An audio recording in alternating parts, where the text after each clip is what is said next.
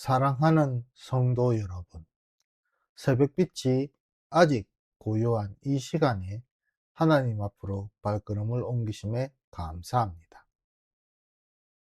오늘 2025년 8월 2일 토요일 새벽 예배에 함께 모이신 여러분을 축복하며 환영합니다.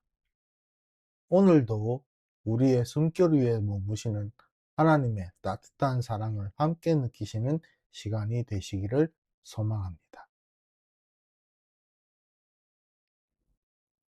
오늘 하나님께서 우리에게 주신 말씀은 요한계시록 21장 9절에서 21절 말씀입니다. 함께 봉독하도록 하겠습니다. 일곱 대접을 가지고 마지막 일곱 재앙을 담은 일곱 천사 중 하나가 나와서 내게 말하여 이르되, 이리 오라. 내가 신부 곧 어린 양의 아내를 내게 보리라 하고, 성령으로 나를 데리고 크고 높은 산으로 올라가 하나님께로부터 하늘에서 내려오는 거룩한 성 예루살렘을 보이니, 하나님의 영광이 있어 그 성의 빛이 지극히 귀한 보석 같고 벽옥과 수정같이 맑더라. 크고 높은 성곽이 있고 12문이 있는데 문에 12천사가 있고 그 문들 위에 이름을 썼으니 이스라엘 자손 12지파의 이름들이라. 동쪽에 세 문, 북쪽에 세 문, 남쪽에 세 문, 서쪽에 세 문이니 그 성의 성곽에는 12기초석이 있고 그 위에는 어린 양의 12사도의 12이름이 있더라. 내게 말하는 자가 그 성과 그 문들과 성곽을 측정하려고 금 갈대 자를 가졌더라. 그 성은 네못 반듯하여 길이와 너비가 같은지라. 그 갈대자로 그 성을 측량하니 12,000스타디온이요 길이와 너비와 높이가 같더라. 그 성곽을 측량하매 144 큐빗이니 사람의 측량 곧 천사의 측량이라. 그 성곽은 벽옥으로 쌓였고 그 성은 정금인데 맑은 유리 같더라. 그 성의 성곽의 기초석은 각색 보석으로 꾸몄는데 첫째 기초석은 벽옥이요, 둘째는 남보석이요, 셋째는 옥수요, 넷째는 녹보석이요, 다섯째는 홍마노요, 여섯째는 홍보석이요, 일곱째는 황옥이요, 여덟째는 노곡이요, 아홉째는 담황옥이요, 열째는 비치옥이요, 열한째는 청옥이요, 열둘째는 자수정이라. 그 12문은 12진주니 각 문마다 한 개의 진주로 되어 있고 성의 길은 맑은 유리 같은 정금이더라. 아멘. 요한계시록 21장 9절에서 21절 말씀을 통해 모두를 부르시는 하나님이라는 제목으로 말씀을 나누도록 하겠습니다. 새벽 공기가 아직 서늘한 이 시간, 우리는 하늘에서 불어오는 새로운 숨결을 따라 이곳에 모였습니다. 눈을 감으면 요한이 바라본 빛난 성이 마음 한가운데 떠오릅니다. 높다란 산 위에서 내려다본 그 성은 하나님의 영광으로 가득 차 있었고 벽옥과 수정처럼 맑은 빛을 온 세상에 쏟아내고 있었습니다. 그런데 그 장관의 한복판에서 들려오는 음성은 의외로 부드러웠습니다. 이리 오너라. 마치 따뜻한 집안에서 들려오는 어머니의 말씀처럼 멀리서도 선명하게 다가오는 부르심의 말씀이었습니다. 빛은 눈부셨지만 부르심은 부담이 아니라 위로였습니다. 하나님의 말 한마디에 우리는 자신도 모르게 마음의 글쎄를 풀어내고 주저앉아 자리에서 일어나 성을 향하여 발걸음을 옮기기 시작했습니다. 성 가까이 다가가 보니 성벽에는 오랜 세월과 땀에 베인 보석들이 차곡차곡 얹혀져 있었습니다. 동쪽과 서쪽, 남쪽과 북쪽 모두에 3개씩 12개의 문이 나와 있었고, 문마다 누군가의 이름이 새겨져 있지만 그 이름은 누구를 걸러내기 위한 암호나 방어, 방패가 아니라 우리가 걸어온 길 위에 하나님이 놓으신 흔적이 있었다는 친근한 표지였습니다. 어떤 이는 북쪽에서, 어떤 이는 해가 뜨는 동쪽에서, 또 다른 이는 먼 바다 저편에서 찾아왔을 것입니다. 그러나 문이 열린 방향은 다르지만 빛이 흐르는 방향은 하나였습니다. 하나님은 제각기 다른 궤적을 달려온 이야기를 하나로 엮어서 우리 모두를 한 지붕 아래 둘 수 있는 넉넉한 품을 준비해 두셨습니다. 성 안에 들어서는 순간 우리는 그 하나님의 품이 단 한 사람의 어려움도 슬픔도 남겨두지 않는 집이라는 사실을 깨닫습니다.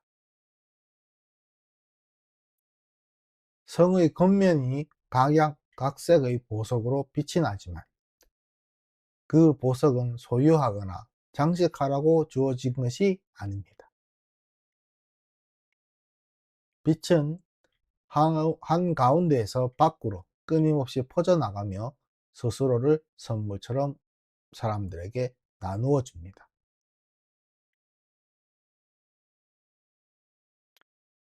사람들 누구나 다가오기만 하면 빛을 받을 수가 있고, 빛을 받는 이의 얼굴에는 다른 사람을 부를 미소, 즉 초대할 수 있는 미소가 자연스럽게 번져나갑니다.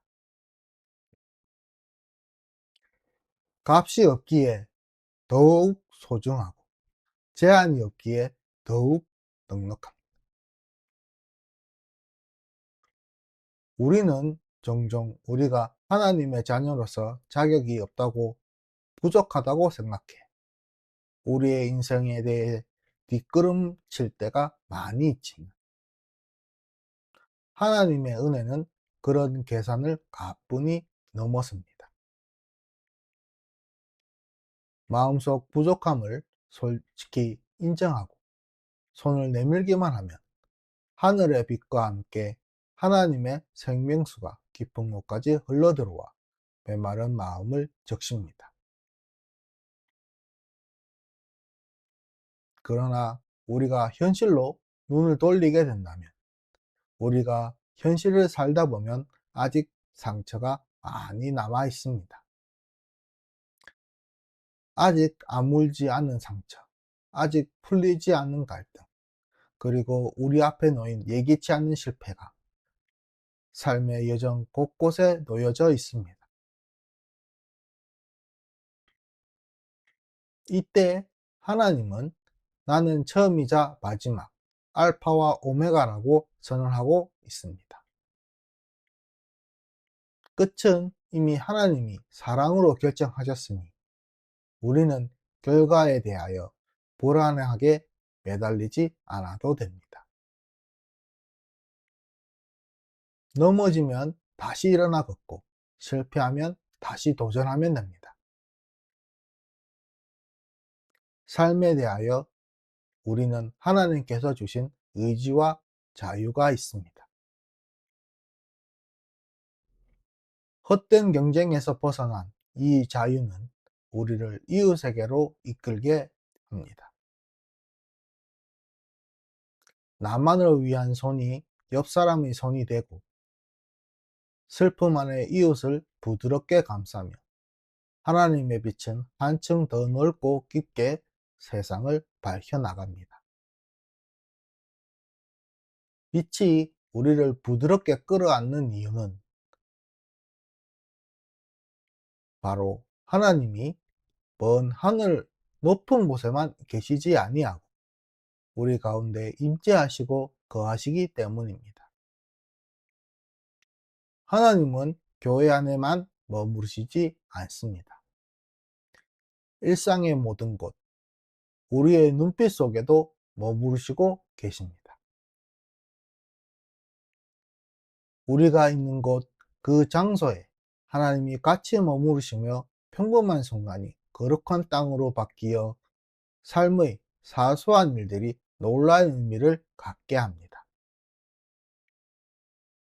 일상이 모두 하나님의 인재 안에서 피어나는 작은 등불이 됩니다.